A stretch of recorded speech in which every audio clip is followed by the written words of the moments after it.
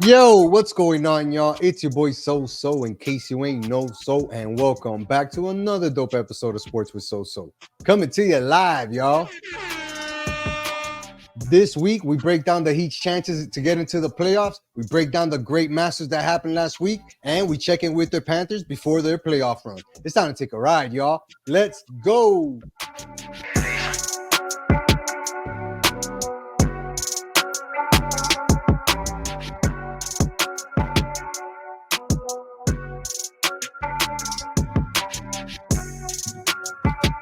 Yeah.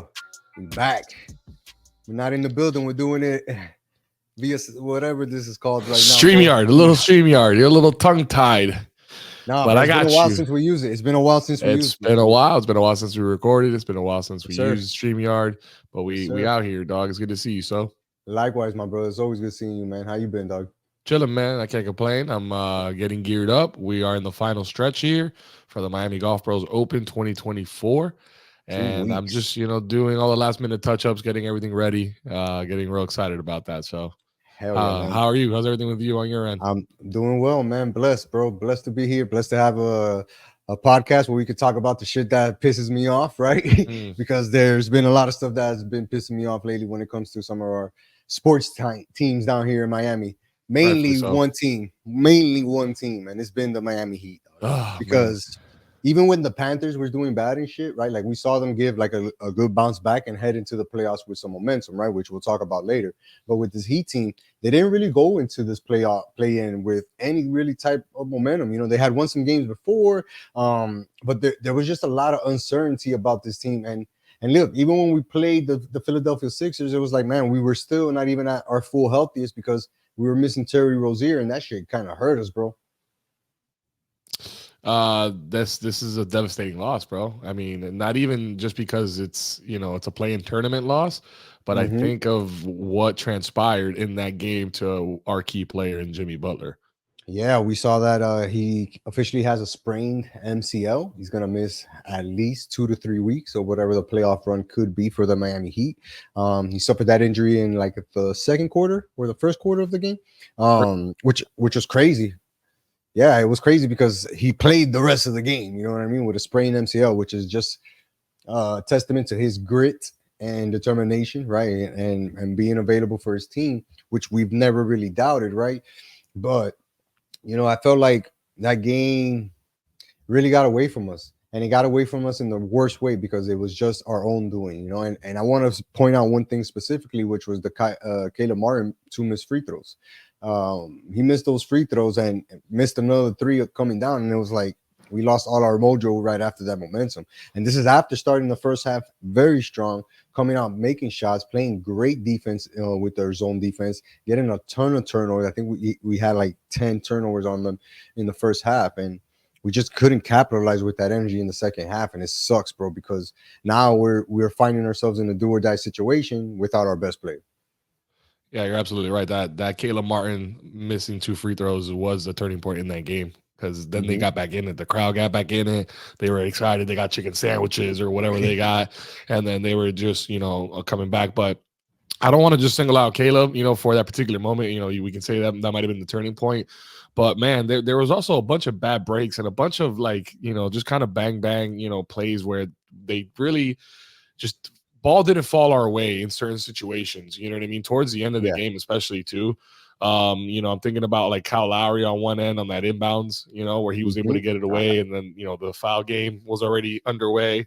But even before that, Jaquez had 2 big turnovers in the fourth quarter. That I don't know if you caught those. Yeah, right by the half court mark where he's trying to get Tyler Hero the ball on a screen or on a pick or something. But those are the times where you got to execute the most, and there was a couple of times when Hero was handing him the ball where he was too loose with it and guys were able to put a hand on it, poke it away, whatever, just disrupt whatever momentum he was trying to build, which is crazy because, people want to harp on Tyler Hero, and I'm not saying he had a good game by any stretch of the imagination, right? The guy was 9 of 27 from the field, including 4 of 14 from 3.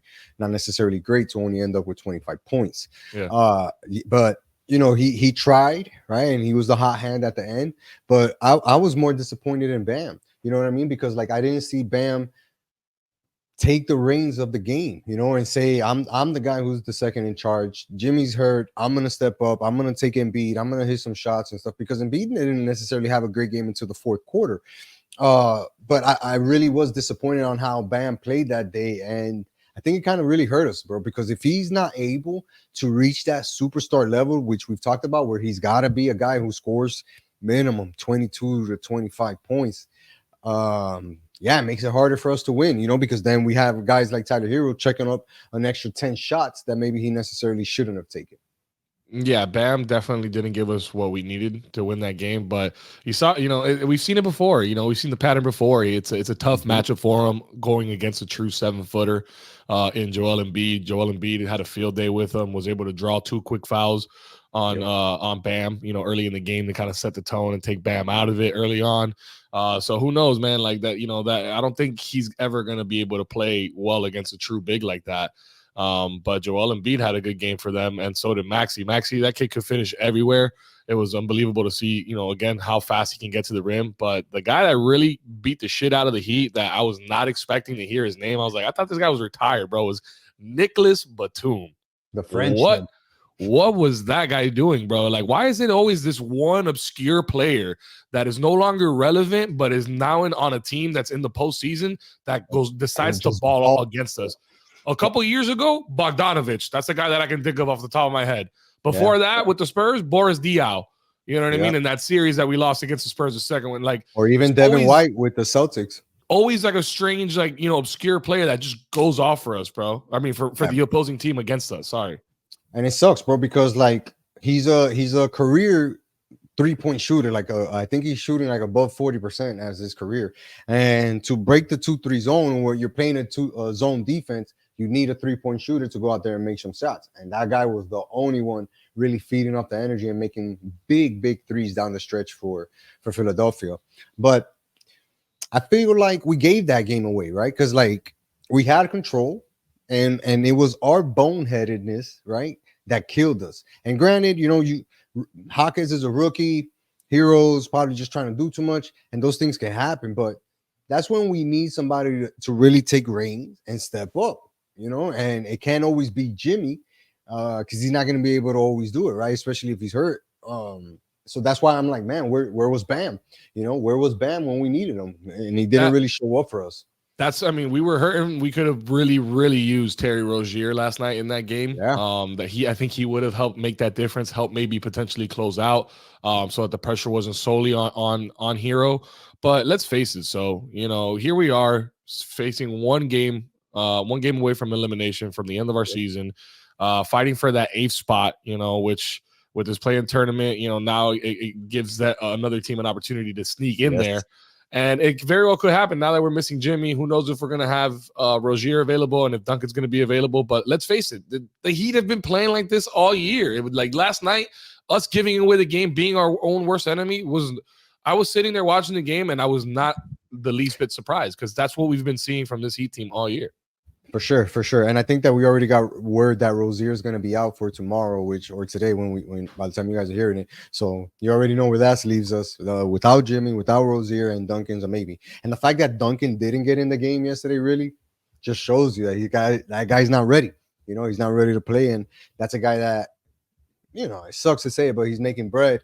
He's making he has a big contract here and we need him, and he's not available, which has been an unfortunate storyline for this Heat team. But it leads me to wonder, what's next, right? Because I'm going to be real with you. I don't expect us to win this game tonight, right? I'm not saying we can't beat the Bulls without these guys, right? Because obviously the Bulls are worse of a team than we are, just as bad as we are. But it leads me to think about the future, right? And what trades can possibly be done in order to improve this team. And not next year, because truth be told, you and I both know we don't have enough to really give this team a big boost next season, right? We're not pulling off a crazy trade. We're not pulling off we're not getting a draft pick that comes in and blows the water out of the gate, you know what I mean? And scores 25 points a game or something like that. Those things are not going to happen for us. So we have to start thinking about what the future is going to look like for this Miami Heat team. Jimmy's 34, bro. By the time next season starts, he's going to be 35, earning a big paycheck. Bam is going to be 1 year older. Hero's going to be 1 year older. What's that going to do to the value? And I bring up that word value because I feel like as Heat fans, we tend to overvalue some of our Mm, players, that's the right? Pat Riley way. It totally is because we have built players before, right? We build players a lot and we get rid of them. Build players a lot and we get rid of them. It may be, and again, we'll have to do an off-season breakdown for this, but it may be where you have to trade a Bam for picks. You have to trade a hero for picks or an upcoming rookie or something like that, and say, fuck it, we're going to reset the table this way.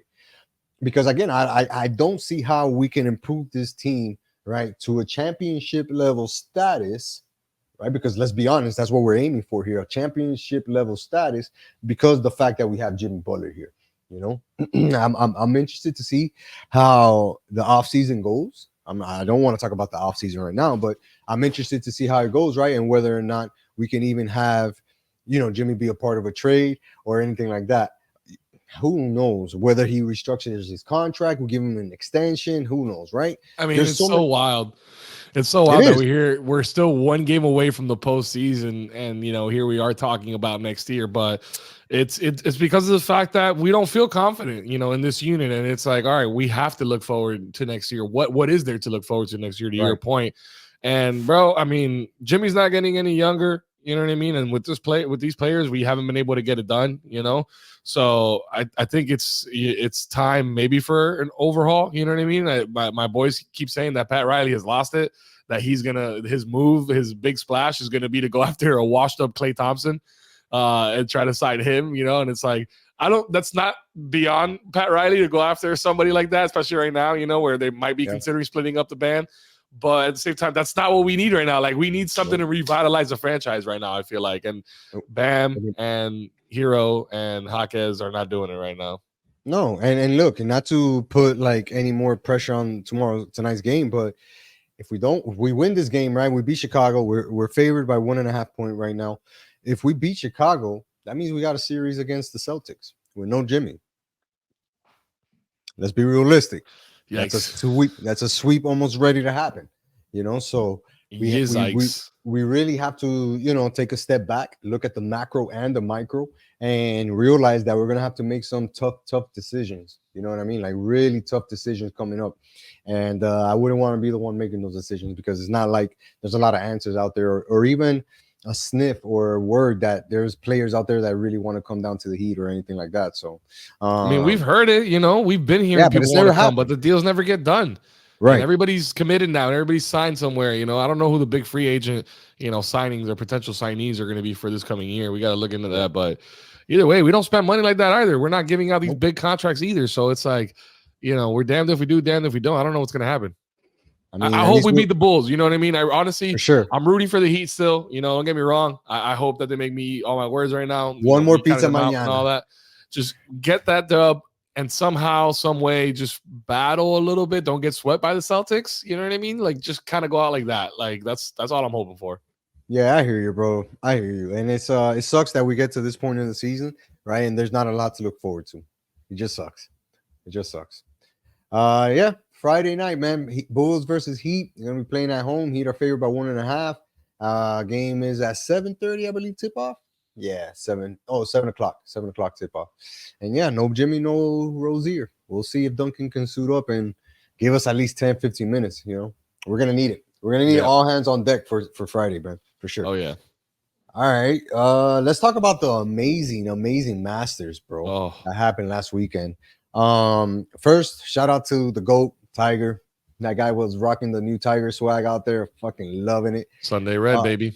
Yeah, the Sunday red. But even that mauve shirt, like that soft, I don't know what the hell to call that shirt. That shirt was raw. That guy was out there fucking showing all the new colors, which I'm sure had the sales cash registers ringing all throughout the weekend. But just amazing to see him go out there and gut it out, right? Obviously posted his worst score ever at the Masters, but he's an old man, and he's obviously hurt and not 100%. It was just great to see him out there and finish the tournament, Yeah, he didn't, fare well in the end, but he set a record for most consecutive cuts made at the Masters. starting and making cuts. He beat Fred Couples, and I think this was his 24th straight time that he's entered the Masters and made the cut. So Wow. there's a little bit of some haters out there that are like, oh, but it wasn't 24 years in a row because it's not. But no, every time he's teed it up at Augusta, he has made the cut for the tournament. So some That's years all he that didn't play matters. because of injury. He can't tee it up, so he can't miss the cut if he doesn't tee it up. Anyways, he didn't do great on Saturday and Sunday, but man, Thursday and Friday he was looking like I wouldn't say prime Tiger, but he was looking like Tiger that can compete still with these guys, man. For And then sure. Saturday, I think what happened was they had a little bit of a delay on Thursday, and Right. forced them to finish their round on Friday morning and then play the second round on Friday Friday. afternoon. And I think Yeah, that was a little bit too much for Tiger and his body right now, man. And he's still not 100, so I think absolutely. that took a little bit of Absolutely. a toll. For sure. And look, obviously the reason why he is the forever megastar in golf is because of how he shows up, how he grits it out, and how he can show guys like, maybe I'm not playing right now, but check out this shot. You know what I mean? Like, let me watch me get up and down here for this par save. You know what I mean? And even still more importantly for me, how he is growing the game within the guys that are playing with him, right? Like everybody who gets a chance to play with Tiger, have a practice round with Tiger, or even that kid Shipley, who got Yep. to play that final round The with grad Tiger. student from Ohio State. God knows how much that kid learned and is gonna be motivated, right? Just from playing 18 holes of golf on in the Masters at Augusta, right? With Tiger Woods, dog. Like that's something that he's gonna remember for the rest of his life. And obviously he's gonna use that to try to just get better and better and better. I did find it funny that they asked him in the press conference, like, hey, did Tiger slip you that note? What did it say? Blah blah blah. And he was like, you didn't give me nothing. Yeah, it was. I posted it on my story. Shout out Miami Golf Pros. Go follow. Let's go. 100 subscribers, baby. Let's go. We made it. 100 more. But yeah, it was a super awkward interaction that he had post Masters when he was being interviewed because he was a low am that made it to the weekend, and that's why he got to play with Tiger. But yeah, I don't know. I don't know what that was all about. I guess Augusta's a certain way. They're just gonna just deny, and if you don't have the footage, then it didn't You happen. think it's the mafia telling him like, hey, tone it down, my boy. Yeah, it's called Augusta National. That's the fucking mafia. We don't want none of that, all right? Nah, man, but it was an electric weekend. So from beginning to end, from the par 3 contest on Wednesday, which is just a laid back little contest. Ricky Fowler won it. I don't know if you know the whole stigma with the contest. Man. Yeah, man. We're bringing the family out to be the caddies and stuff. But They I have don't the know if kids there you too. know the stigma with actually competing in that contest and winning it. They say that No. nobody that has ever won the par 3 contest has ever gone on to win the Masters. So Okay, I there's can like a see little that bit of a happening. superstition there. But Ricky went on and won it. I think I He can't made remember. I the don't know cut. if I think he made made the cut. cut. I think he made the Yeah, he weekend. was. Yeah. In a weekend where guys like Justin Thomas, and Wyndham Clark, who the current U.S. Open champion, didn't make the cut. You know what I mean? Like a lot of notable names didn't make the cut, and here you have Ricky Fowler and Tiger Woods making the cut. Feels like it was 2019 again. Yeah, for sure. And Ricky's just the man, dog, right? Like he's one of those guys that, like I said, he took that stride from Tiger and said, I gotta pay it forward. And he always does a good job of like checking in with his guys and like just making sure that that golf group, right, is like focused on competition and everybody helping each other get better. He's all right, but you want to know who the man is? You want to know Who's the who the man? real man is? Who's the man? It's the world number 1, Scotty Scheffler, Jesus. bro, who went on to Jesus. win this Masters with ease, bro. Well, let Came me out tell you first something. day and shot 6 under. Bryson was the storyline on Thursday because he shot the 7 sure. under. Scotty was right there, right behind them, chilling, and wasn't even playing his best golf. What about Max Homa? Going out there and actually giving a great round of golf and playing really well out there, all things considered, right? Playing with the pressure of trying to beat Scotty Scheffler and seeing him climb up the leaderboard and stuff like that and still kind of hold your own where you can finish second and really be proud of it, right? Because this dude, bro, lights out. I don't know if you can say that in lights out is most for basketball, but like this dude was lights out on the golf course that weekend, dog. And it's just amazing how he can pull it off time and time again with the greatest of players playing against him. And even if he's the guy who's coming back or just staying at the top from the get-go, he's shown an ability to overcome any single odds, right? When it's a major championship, something big is on the line. This dude is going to bring his A game, dog. And I don't think anybody else is doing that right now. And obviously, it's not happening. Well, Scotty definitely is the guy doing that. Yeah, You for know, sure. he's got 3 wins on the The year. But only I one. understand. I understand what your sentiment is with Max Homa. You know what I mean? He's definitely a rising superstar in the game. He's the people's choice. People like him. He's a crowd favorite. And to see him kind of in the mix and contention on Sunday, it's like, oh shit, I'm definitely gonna root for Homa. Why not, bro? This guy's awesome. He's funny. He's down to earth. Everybody likes the guy, so why not root for him? But he had a couple bad breaks, bro. Like he had that one on 12 where he hit a perfect shot. You want to hit it on that Sunday pin right at the center of the green, like Tiger did in 2019. And he did, but I guess the adrenaline got the best of him, and it ricocheted off the back of the green into a bush. And he had to take a drop, and eventually I think double bogeyed. And I think that kind of took him out of it. But he fought hard to the end, just like you said. The guy that I was like about was Colin Morikawa, who just completely fell apart on Sunday. Dude melted, and melted. And I don't think that's why I said like earlier, like some of the guys, you can see that they can be like, all right, I'm not on Scotty's level, right? But I know that I can play at my level no matter what the circumstances are, whether I'm in the lead, I'm 2 shots behind, whatever. Morikawa, for some reason, man, ever since, like, I don't know, man, he hasn't been one of those guys that's taken the next step in being more competitive, being one of the guys that's at the top of the leaderboard week in, week out. And I don't know if it's a game thing, right, or a mental thing, but it definitely sucks to see this dude kind of take a step back, right? Because everybody else that played this weekend really took a step forward, right? We mentioned Max Homa, we mentioned Bryson DeChambeau, who will hit some freaking bombs out there. All these guys who were in that top 5, top 10 were sticking to their game. You're missing one guy. I don't know if you're going to bring him up, but you're missing one kid in there that was a budding star on Masters Sunday. For sure, bring him up. I don't even know how to pronounce his name properly, but I think it's Ludwig Oberg, even though it's with an A with a little thing on top of it. But I think it's pronounced Oberg. But bro, that kid balled out, and I don't know if you saw already today. So they're having the RBC Heritage, which is a PGA elevated event. I think he's leading right now. Shorts.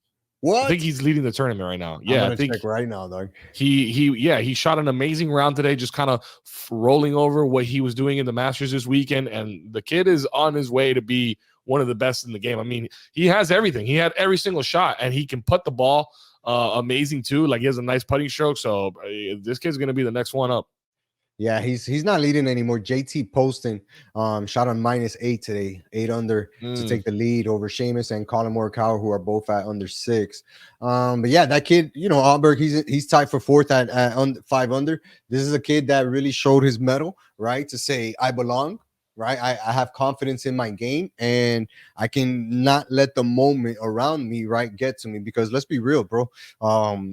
Like on those classic holes where you got those par 3s that are really tough and you have to really play perfect shots. This kid went out there without a lot of pressure while he's in the top 5, top 10, and put up a really good round of golf back-to-back days on Saturday and Sunday, dog. I remember we were watching it here. Or I'm sorry, we were not watching it. We saw it here on Saturday, but on Sunday, like I made a comment to somebody. I was like, bro, like the kid looks like he's in tremendo headspace. Like he just looked. He was having fun. He wasn't like, he was like, oh my God, I'm in the Masters. I don't want to fuck this up. Like, it was like, yo, I'm golfing, dog, and I'm at the Masters, bro. Like let's enjoy this. You know what I mean? Right. And that's what it looked like. That's what it looked like. He looked like he was having a good time. He was in a good zone, and good for him, man. Hopefully he can come back and contend next year. Yeah, man, I love to see where his game could take him, right? And just having the confidence of playing well in this type of tournament against the best in the world, the guys who are really, really the best of the world. Yeah, man, crazy. Let me ask you this, though. I wanted to get your opinion on a lot of the live guys didn't really do well at this tournament. I thought that we were going to get something more from those guys. That's Johnson. What's the other guy I'm thinking about? The guy who won the PGA. Brooks Koepka, those guys didn't really play that well. Yeah, well, so that was funny. There was an interaction. I don't know if you caught that, but between I guess the reporter and Wyndham Clark, and when they asked him about live guys, and he was like, he kind of made a joke like, oh, but those guys are only used to playing 54 holes. They're not used to playing 4 days of golf or whatever. Right. And then he ended up not making the cut, and then Brooks Koepka was like, looks like he's only playing 36. You know what I mean? So he caught him back. So, they didn't have their best performances. Last year, they definitely did. You had Brooks come up, runner up, and you had Phil that would backdoor to top 5. This year, you had Bryson be the low round for Live, but you also had Cam Smith that was kind of in the mix too. And He then was. Brooks didn't make the cut. DJ was kind of abysmal. He didn't really do that great. Terrell Hatton, I think he was also another top 10 guy. He played well. So, you know, there were a couple guys in the mix, you know, but I don't really care about that, bro. I just love the fact that it's just all about the golf. You know what I mean? And the Masters does such a great job at that. Another fantastic showing, another fantastic championship. And I can't wait for next year, bro. For sure. They did a great job, man. Great job. And look, you know, there was a lot of talk about how the reduced balls are going to take into effect and how, like, people don't want to see Augusta stretched even further. It's already like, what, 7,300 yards or 7,200 yards or something like that? Yeah, they don't want to get it to like 8,000 is what they've said, like, which is ridiculous. Like, come on. It's like, ridiculous. How much longer do we got to make this shit? Right. You know, because it is true that the athlete is evolving in golf, right? Like, I think a 325 drive is pretty much like the bare minimum for averages. I guess obviously it's not, but you know, it feels like everybody can bomb it. It feels like everybody can bomb it 325, right? Yeah. So yeah, you're gonna have to do something to change how the game is played, and I kind of like the idea of them using different balls, right? Because if you're good, right? You're gonna make it playing with fucking Cleveland golf clubs, and you're gonna hit raw shots playing with Titleist or Callaways, right? It's your golf game and your skills, and how well can you manipulate the club.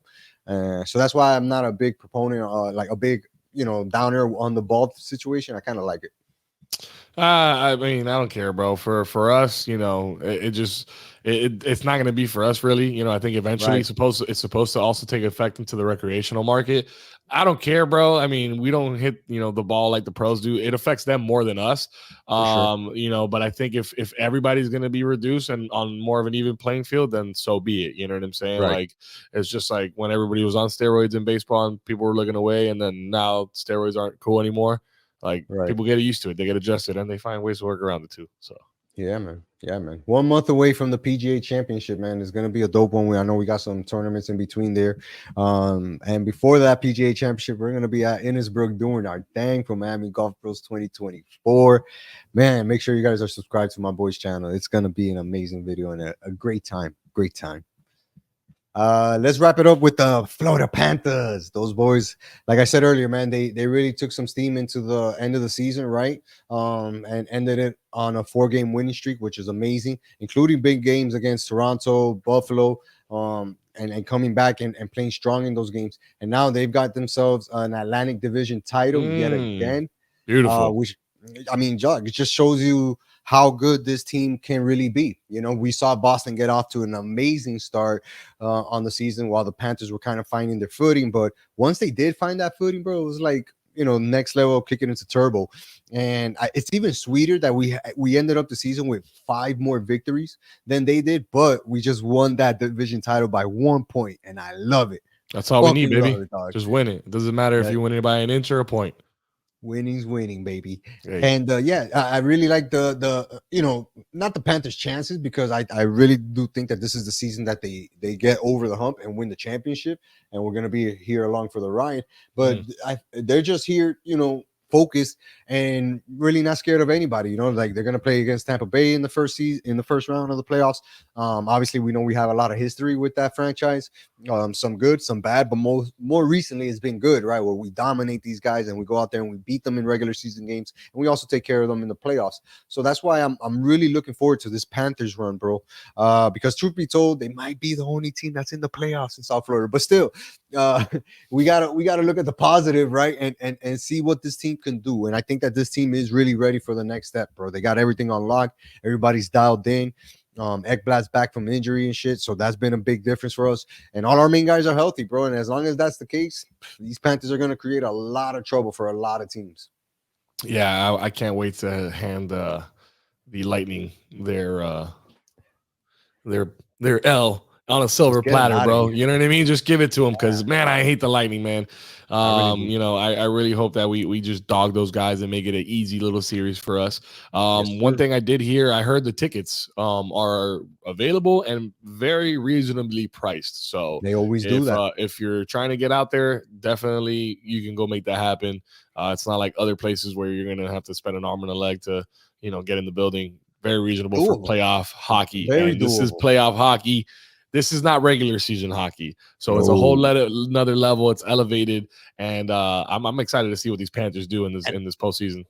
And of course, it's an in-state rivalry, right? Like we fucking hate the Tampa Bay Lightning. Like we straight up hate those guys. Hate those like, guys. You know, there's no camaraderie, there's no sportsmanship, it's just hate. But yeah, I really like their chances to fucking go out there and beat these guys at 4 or 5 games. That first game on Sundays at 12:30. That's when the puck drops in the afternoon. So very, very doable, right? To get up there up in Sunrise and go watch a playoff team, a game, playoff team win a playoff game. That's right. Because it's hard down here for us, man. But yeah, I'm really excited about the Panthers, bro. I really think that this is their time, and Sunday's when it starts, dog. And I really hope that we can sweep these guys, dog, because nothing would be better than starting the playoffs by sweeping the Lightning, dog. Hell yeah, dude. Hell yeah. Vete pa la casa, vete pa la casa, dog. Saca la coa. Pa fuera. Pa fuera. Real quick, bro. I want to touch on UFC 300. What an amazing card, man. Dog. Fucking Max Holloway.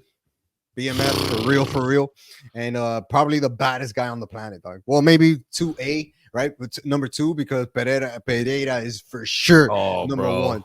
Jamal Hill stood no chance next to that. That was a good fight. I mean, good card, 300, great card all around. A lot of really good fights there. Some fights went to decisions. Other fights finished with some impressive knockouts. I think, a lot of people saw that happening, saw the fireworks coming with the fact that Dana White raised the purses to $300,000 for the bonuses.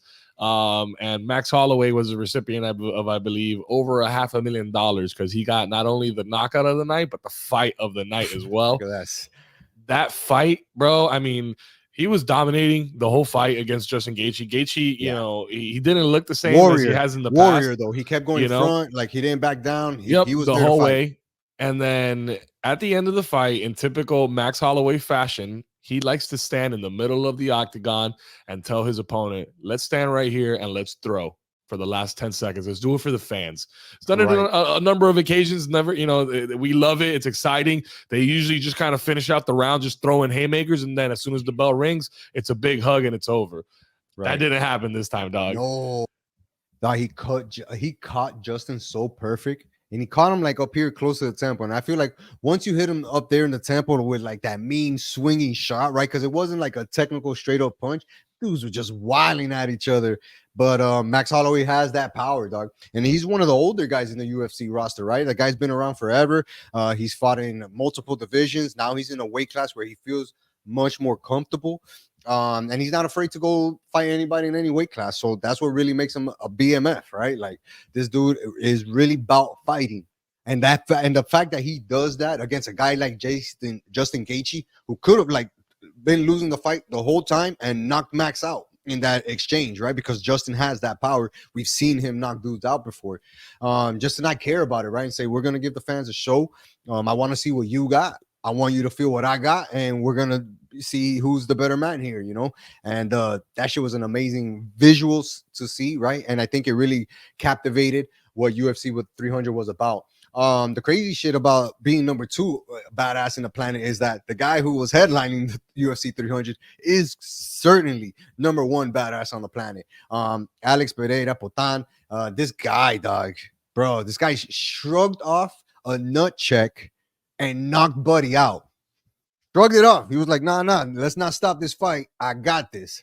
Brian, he just stepped on Jamal Hill's right foot and just came full force with that left hook and said, go to sleep. And he's such a badass that he knew he put his lights out, because as soon as he hit him, they showed it in the replay, as soon as he hit him and Hill was out, like you could see his eyes rolling back of the head. And that's when I was like, there it is. There it is. The proof is in the pudding. You know why he didn't want that fight to stop when that happened? Because he didn't feel it.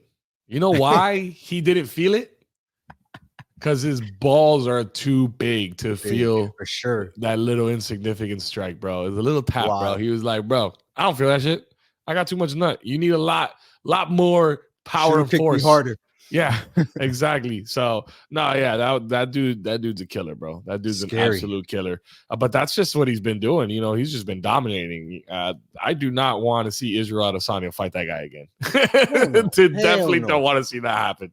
Hell no, and not because only because they've already done it twice, right? Like, they both got each other once, and it was like, all right, yeah, that's enough. right? But the fact that he went from that middleweight division or whatever that light heavyweight division up into light heavyweight, and now is even thinking about doing heavyweight fighting, like that's wild, dog. Because Yeah, this he dude should. is He's massive. got the He frame. really is He's got the massive. frame. Yeah. Yeah. He can definitely handle that weight, bro. So it'd be crazy if he's like a champ in that division, a champ here, and then a champ in heavyweight. I don't think that's ever been done. 3 different weight classes. Yeah, no, that's Crazy. wild. That's crazy. Before we wrap up, though, is there a fight this weekend, a boxing match this weekend with some Yes, crazy sir. kid named Ryan Garcia? Dog, I don't even know if people are going to tune into that fight, dog, because I'm that guy not. has done the worst job of selling a fight ever. And I'm really embarrassed about both of them, right? That they had to even carry themselves in that manner, because Devin Haney ain't no saint, right? Like he pushed Ryan in the face and shit. And it's like, bro, if you're not worried about this guy, then why are you even doing the extra antics, right? Just leave it up to him and go out there and take care of your business. But I guess he's trying to hype up the fight, and there is no hype about this fight, bro. I even asked my uncle, who's a lover of boxing, right? I asked him this weekend, like, yo, what's up, uncle? You ready for this fight? He was like, who's fighting? I was like, Devin Haney and Ryan Garcia. He's like, both of those guys suck. And it's like, all right, I guess you're right, old man. I guess it is what it is. Yeah, bro. Like, don't get me wrong. I'll probably watch it, right? Because that's what I do. I watch fights. But I'm not intrigued about this matchup, right? I'm ready to see what's next for these guys and what's going to happen with Spencer, Crawford. Like, we haven't heard those guys get mentioned. Shakur Stevenson's been talking up a fucking storm for like the past year and a half. It seems to get a big fight and he can't get one. So I got to see these guys put something together. You know what I mean? Like, they have a lot to live up to with that Spencer Crawford fight, and we haven't seen anything like that since. So let's see. Big facts. That's big facts, bro. Yeah, man. But we appreciate y'all tuning in for this episode. We couldn't get together this week in person, but we're gonna make it happen for you guys very soon. And you know what to do. You got to tell a friend, To tell a friend, to tell another friend, to tell everybody they know, to tell everybody they know and their mama that they got to make sure that they're subscribed to the YouTube channel, because that's the only way you're gonna get this raw ass sports podcast from Miami, featuring Miami sports. So until next time, y'all, it's your boy Soap. Peace.